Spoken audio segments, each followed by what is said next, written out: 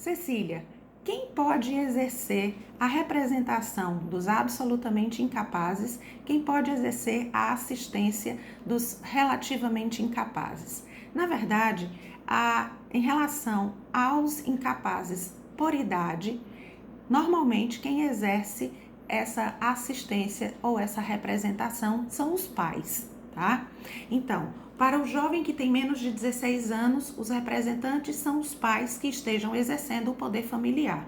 Para os jovens que têm idade entre 16 e 18 anos, a assistência é exercida pelos pais.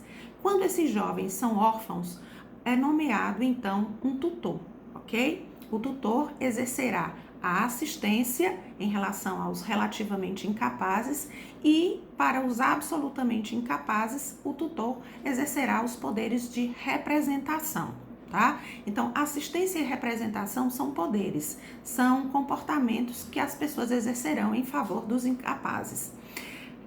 Tutor, tutela, curatela, tá? São funções que são exercidas por pessoas que são nomeadas judicialmente e que exercerão determinados poderes em razão das funções em que foram admitidos, ok?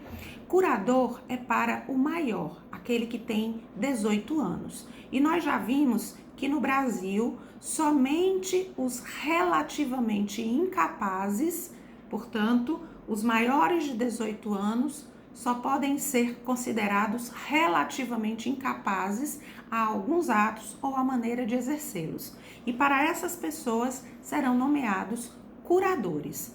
Os curadores, Cecília, podem ser os pais? Sim, tá?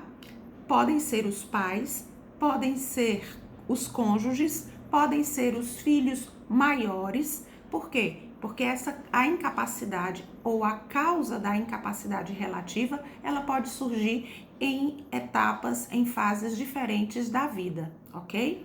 Então, quem pode exercer curatela? Os pais, cônjuge, filhos maiores, capazes, ok? Muito bem. Cecília, qual é a diferença entre incapacidade e legitimação, né? Legitimidade. O que é isso? A legitimidade é uma capacidade especial. Além do sujeito ser plenamente capaz, para a prática de determinados atos jurídicos, será exigido um plus, um algo mais, que pode ser a formação da vontade com a participação de uma outra pessoa ou de outras pessoas, ou ainda uma autorização expressa para a prática de determinados atos. Como assim, Cecília? Por exemplo, um pai maior de idade, plenamente capaz, tá?